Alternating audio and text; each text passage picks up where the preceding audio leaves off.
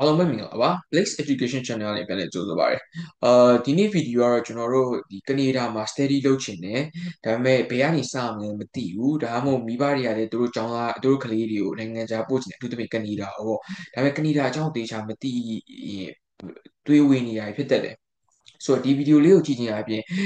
ခေါင်းထဲမှာရှိရဲ့အဲ့လိုမျိုးကနေဒါအကြောင်းတွေအကုန်လုံးရှင်းရှင်းလင်းလင်းသိသွားမယ်ဟိုအကြောင်းရဲ့ ranking တွေဘယ်လောက်ရှိလဲသိသွားတယ်ဘယ်လိုအကြောင်းတွေမှာဘယ်လိုအကြောင်းစီတွေရှိလဲအဲ့လိုအစဆုံးကျွန်တော်ရှင်းပြသွားမှာဖြစ်တယ်အားကြောင့်လည်းဒီဗီဒီယိုကိုလုပ်ရခြင်းဖြစ်တယ်ဆိုတော့ပထမဆုံးသွားကြအောင် why study in Canada ဘာကြောင့်ကနေဒါမှာ like ပညာသင်ကြားသင်တာလဲပေါ့ပထမဆုံးတစ်ခုကတော့ high quality education ဘာကြောင့် high quality education ပြောရလဲဆိုတော့ကျွန်တော်တို့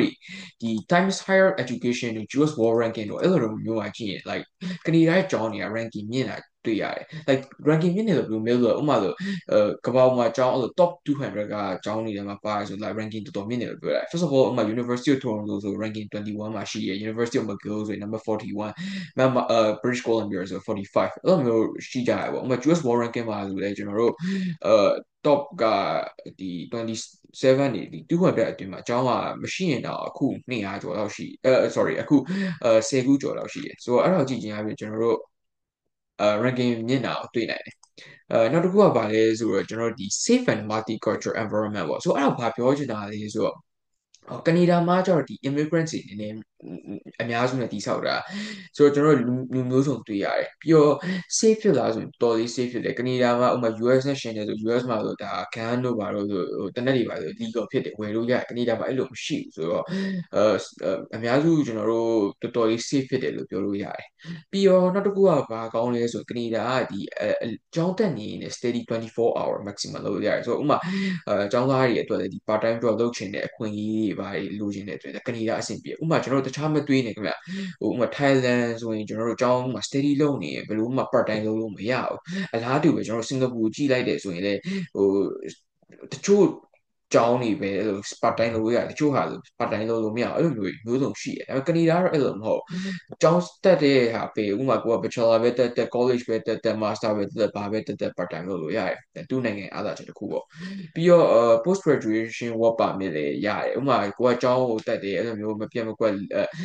တက်တယ်အဲ့လို semester တွေ break မယူစင်သူက3နှစ်ဒီကျောင်းပြီးရင်3နှစ်အလုပ်လုပ်လို့ရတယ်ခင်ဗျဆိုတော့အဲ့ဒါကနေဒါရဲ့အားသာချက်တွေပေါ့ဆိုတော့ okay ကျွန်တော်တို့နည်းနည်းလေး detail သွားရအောင်ဆိုတော့ဥပမာ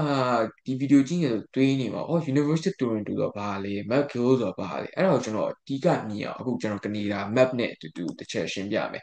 ဆိုတော့ကနေဒါကအားလုံးသိတဲ့အတိုင်းတော်တော်ကြီးကြီးရဲ့အရန်ကြီးရဲ့တဲမှာပါတယ်ဆိုတော့တကြောင်နဲ့တကြောင်ကlike အဝေးကြီးပဲဆိုတော့အဝေးဆိုတာဘယ်လိုပြောချင်လဲဆိုတော့ဥပမာဆိုရင်ကျွန်တော်တို့ University of British Columbia လို့ဒီ Vancouver ဆိုတဲ့မြို့မှာရှိတာဆိုတော့ Vancouver မြို့ကဒီဟိုဒီဘက်ချမ်းဒီ US နဲ့ဆိုဒီ Seattle လို့ပြောဒီဘက်ချမ်းမှာရှိတယ်။ဒါပေမဲ့ University of Toronto ဒီ Toronto ဘက်မှာရှိရခင်ဗျ။ဆိုတော့အဲ့လိုမျိုး Vancouver နဲ့ Toronto တွားဖို့ဆိုအနည်းဆုံး like 4နာရီကျော်လောက်တွားရတယ်။ဆိုတော့အဲ့တော့ကြည့်ရှင်ရပြင်ဒါဟာတမျိုးနဲ့တမျိုးအရန်ဝေးရ။ဥပမာကျွန်တော်တို့ရန်ကုန်ကနေပြီးတော့ဘယ်ဖြစ်မန္တလေးရပဲဖြစ်ဖြစ်ကျွန်တော်တို့ဒီထိုင်းသွားမယ်ဆိုတော့တနားရောက်ပဲကြာတော့တိတ်မလို့ပိုဟေးဘူးဟုတ်တယ်မလား။ဒါပေမဲ့ကနေဒါတော့အဲ့လိုမဟုတ်ခင်ဗျ။တနေရာနဲ့တနေရာတော့ဒါတော်တော်လေးဝေးရလို့ပြောလို့ရတယ်။ဆိုတော့အဲ့လိုမျိုးso okay ကျွန်တော်တို့ဒီ top 10 university ကိုအရင် focus ရအောင်ဥပမာဒီ University of Toronto ကျွန်တော်တို့ဒီ Toronto မြို့မှာရှိတယ်ပြီးရင်ဒီ McGill ဆို University ကိုကျွန်တော်တို့ဒီ Montreal ပေါ့ဒီပြင်းပြစကားပြောတဲ့မြို့မှာရှိတယ်ပြီးတော့ကျွန်တော်တို့ University of British Columbia လို့ခုနပြောတဲ့အတိုင်းပဲကျွန်တော်တို့ဒီ Vancouver မှာရှိတယ်ပြီးရင် McMaster University ဆိုရင်ကျွန်တော်တို့ဒီ Ontario မှာရှိ Ontario ဆိုတဲ့ဟာဒီ Toronto ရဲ့ဒီတစ်ခုလုံးဟာဒီ Ontario လို့ပြောတာဒါပေမဲ့ဒီနားမှာ McMaster ဒီ Hamilton ဆိုတဲ့မြို့နားမှာရှိရခင်ဗျပြီးတော့ကျွန်တော်တို့ University of Alberta ဆိုရင်ဒီ Alberta လို့ဒီဘက်ချမ်းမှာခင်ဗျဒီ Alberta ကဒီဘက်ဒီ Edmonton နားမှာရှိတာကျွန်တော်အကိဒီ video maps ဒီပြနည်းနည်းမြန်သွားဆိုရင်ဒါဟိုကျွန်တော်တို့ pause လုပ်ပြီးတော့တစ်ချက်ပြန်ပြီးတေချာကြည့်လို့ရတယ်နော်University of Montreal University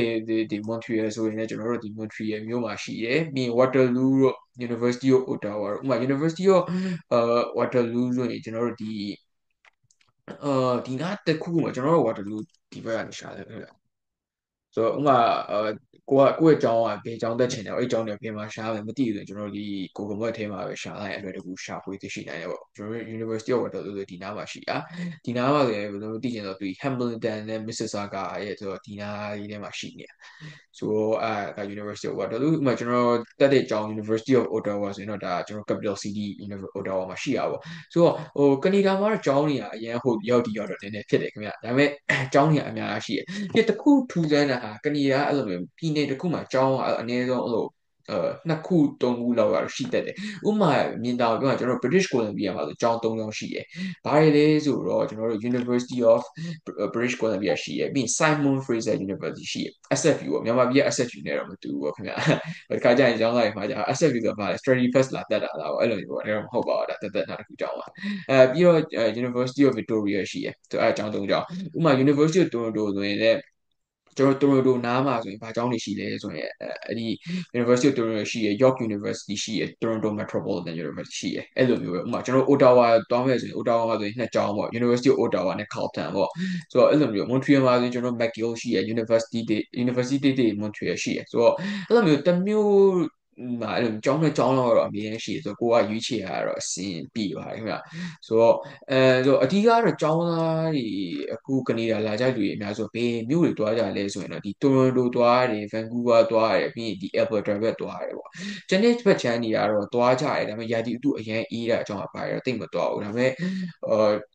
့ဘယ်မျိုးပဲဖြစ်ဖြစ်ဒါကတော့ quality education ကတော့တဒံပဲရမှာဆိုတော့ဘယ်မျိုးပဲဖြစ်ဖြစ်ဒါအကြောင်းသားတွေအကြောင်းလူတွေဘယ်လိုပဲရွေးရွေးအကုန်လုံးအဆင်ပြေပါတယ်ကျွန်တော်ပြောချင်တာကတော့ဆိုတော့အခုဆိုရင်ကျွန်တော်တို့နည်းနည်း idea ရသွားပြီပေါ့ပြီးတော့ကနေဒါထူးဆန်းတာဒီဟို US နဲ့နေဆက်နာမှာဆက်နေတဲ့နေရာတွေမှာပဲကျောင်းတွေရှိရခင်ဗျာကျန်တဲ့ဘက်ချမ်းတွေမှာကျောင်းတွေမရှိဘူးဆိုတော့ဒီဘက်ချမ်းတွေလူတော်သိမ့်မနေကြဆိုတော့အဲအကြောင်းဒီ US နေဆက်နာမှာပဲကျောင်းတွေအများကန့်နေတယ်လို့ဖြစ်နေရပါခင်ဗျာဟုတ်ဆိုတော့ဥပမာကျွန်တော်တို့ okay ဆိုတော့အခုကျွန်တော်တို့ဒီကနေဒါ University ကျောင်းနည်းနည်းနားလေဆိုကျွန်တော်နည်းနည်းလေးဒီလေးထပ်သွားမယ်ဆိုတော့အဲ့ဆိုရင်ဟို ranking တွေတွေ့ပြီပေါ့ဥပမာကျွန်တော်တို့ ranking တစ်ကနေပြီးတော့1000ထိရှိတယ်ပေါ့အဲ့ထဲမှာဘယ်လောက်အတွင်း University တက်ရင်ပိုကောင်းလဲလို့မေးခွန်းတွေမေးစရာရှိလာလိမ့်မယ်အဲ့တော့ကျွန်တော်အမြင်အရတော့ဒါတော့ကျွန်တော် personal အမြင်အရပြောတာပါဆိုတော့ကနေဒါမှာကတော့ဒီကျွန်တော်တို့ ranking 1000အထိကျောင်းတွေကတော့အဆင်ပြေပါတယ်ခင်ဗျဘယ်လိုပဲတက်အရင်ကြီးအကွာကြီးမဟုတ်ဘာကြောင့်လဲဆိုတော့ကျွန်တော်ဒီမှာ bachelor တက်ပြီးတချိန်ကျ master တက်တာပဲဖြစ်ဖြစ်ဒါမှမဟုတ်ဒီနေ့ bachelor တက်ပြီးအလုပ်လုပ်မှာပဲဖြစ်ဖြစ်ဆိုတော့ဒီ ranking 1000 1 to 1000လေးကဟာအကြောင်းတွေကတော့အဆင်ပြေပါတယ်ဆိုတော့အဲ့လောက်တော့ပြဿနာမရှိပါဘူးဒါပေမဲ့ဒီနာမည်ကြီးကျောင်းတွေကတော့ဒီ top 1 to ဒီကနေဒါမှာဆိုတော့ဒီ350လောက်ထိပါတဲ့ဟာတွေအကြောင်းတွေကတော့ဒါနည်းနည်းပိုပြီး popular ဖြစ်တယ်ပေါ့ခင်ဗျဒီနောက်ပိုင်းကဟာတွေကတော့အရင်ကြီး popular တော့မဖြစ်ဘူးဒါပေမဲ့တက်တဲ့လူတက်တယ်တချို့ဟာတွေလည်းတချို့ major နဲ့ဆိုင်ပြီးတော့ကွာတယ်ပေါ့ဥပမာဆိုရင်ဒီမှာဒါကျွန်တော်တို့ general ranking အရသာဒီအကြောင်းတွေကဒီ1 to 1000အဲ့လိုဒီလိုအခုလို ranking ဖြစ်နေဒါပေမဲ့ဥပမာ business မှာပိုတကြောင်းနဲ့ကြောင်းတခြားကြောင်းပိုအားတာရှိမယ်ဥပမာscience ဆိုရင်တခြားကြောင်းပိုအားတာရှိမယ်အဲ့လိုမျိုးနည်းနည်းအတိုးအလျှော့ရောရှိရတော့တတိထားဖို့လိုတယ်ပေါ့ခင်ဗျဟုတ်ဆိုတော့ကျွန်တော်တို့ဒီမှာပေါ့နော်ဒီမြေပုံလေးကြီးလိုက်တာ ਨੇ ပို့ပြီး idea ရမယ်လို့လည်းကျွန်တော်ပြောနေပါတယ်ဆိုတော့ okay ဆိုတော့ကျွန်တော် university အကြောင်းနည်းနည်းနားလဲပါပြီနားလဲပါပြီဆိုတော့နောက်ထပ်မိဘူးကဘယ်လိုမျိုးမေးလဲအော်အဲ့ဒါဆိုငါတို့ကျောင်းကြီးဘယ်လိုရှောက်ကြမလဲပေါ့ဆိုတော့ကျောင်းကြီးရှောက်ကြရဲဆိုတာဒါအရေးကြီးဆုံးအချက်ပဲဟုတ်တယ်မလားဘာလို့လဲဆိုတော့ကိုယ်ကျောင်းကြီးတော့တည်ဘယ်လိုရှောက်မှန်းမသိတာဒုက္ခရောက်ပြီလေဆိုတော့ကနေဒါမှာကျောင်းကြီးရှောက်ပွဲကြတော့ဒါနည်းနည်းလေးတိတ်တော့မရှုပ်ဘူးလို့ပြောရမယ်ဒါပေမဲ့နည်းနည်းရှုပ်တယ်လို့ပြောရင်ပြောရဘာကြောင့်လဲဆိုတော့တချို့လူများစုထင်တာငါတို့ကျောင်းရှောက်မယ်ဆိုရင်ဒါဥပမာငါ University of Ottawa တောင်းတယ် University of Ottawa website သွားပြီးရှောက်ရုံပဲလို့ထင်နေပါဒါပေမဲ့အဲ့လိုမဟုတ်ဘူးခင်ဗျ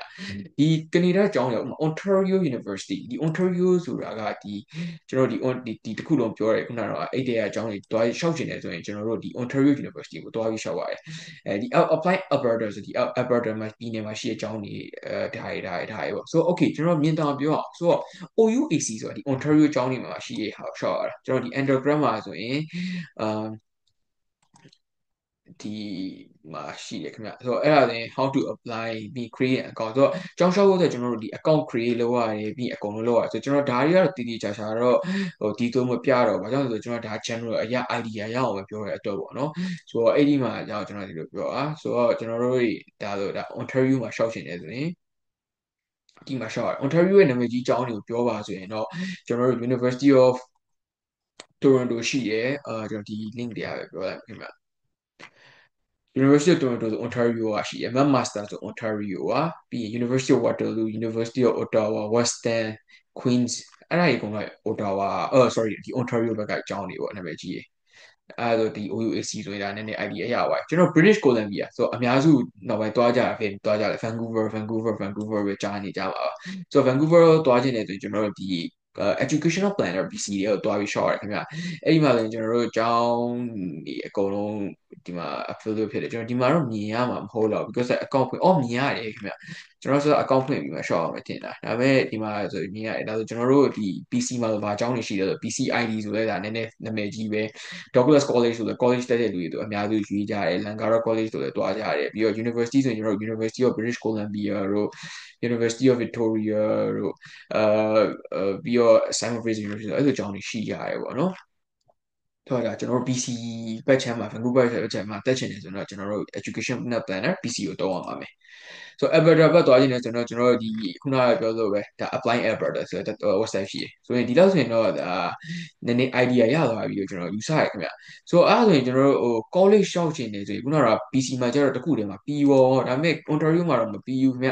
Ontario ကကျတော့ college ကတက် website ရှိတယ်အဲ့လို Eloquent ပဲဖြစ်ဖြစ်ကျွန်တော်တို့ Hamburg College ပဲဖြစ်ဖြစ် Seneca ပဲဖြစ်တက်ချင်တယ်ဆိုတော့ဒါကျွန်တော်တို့ဒီ college website တက်တခုရှိရဆိုတော့အဲ့ကနေတစ်ဆင့်ရှောက်ပြီးမှာပဲကြောင်းရမှာပေါ့နော်ဆိုတော့အဲ့ဒါတခုဒါပေမဲ့အဲ့လိုတခြားပြည်နယ်တွေကြတော့ကျွန်တော်ခုနက Saskatchewan တို့ Manitoba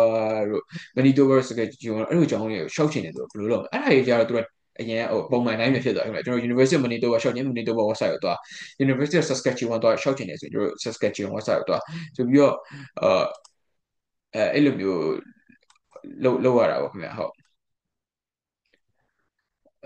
ဆိုတော့အားဆိုရင်ဒါကကျွန်တော်တို့ University အတွက် idea ရသွားပြီလို့ပြောတယ်ねဆိုတော့ okay နောက်တစ်ခုကျွန်တော်တို့ဆက်သွားအောင်နောက်တစ်ခုကဘာသွားမလဲဆိုအဲ့ဆိုကျောင်းသားတွေတို့ဒါတွေးမှာငါတို့ဘယ်လို program တွေတက်လို့ရမလဲပေါ့အဲ့ဒါတော့ဒါအမြဲစိတ်ဝင်စားတော့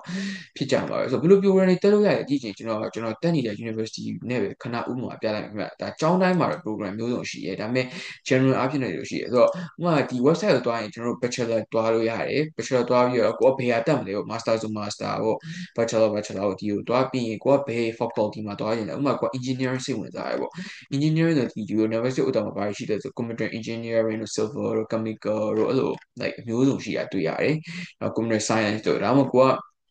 အဲ့လိုမဟုတ်ဘဲねကိုက art နေကြပေါ့ကိုက art စိတ်ဝင်စားတယ်ကိုက piano ပဲဖြစ်ဖြစ်တခြားဘာပဲဖြစ်ဖြစ် communication လား English လား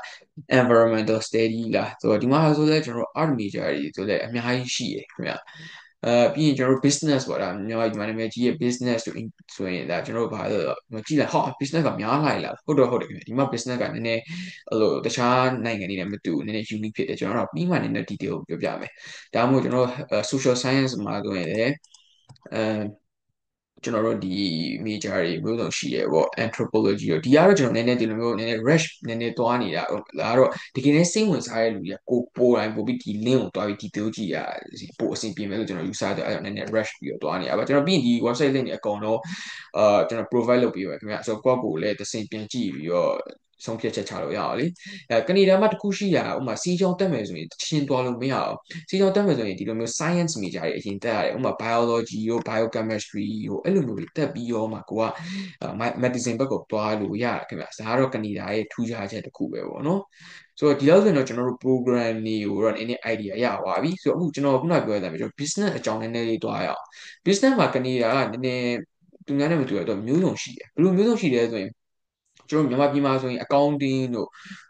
finance တို့ပြီးရင်ဗါလေ human resource တို့ပြီးရင် hospitality and management အဲ့လိုရှိတယ်။နောက်ကနေဒါမှာတော့ business ကနည်းနည်းပိုပြီး detail ကြတယ်။ detail ကြရတော့ဘယ်လိုမျိုးပြောချင်လဲဆိုတော့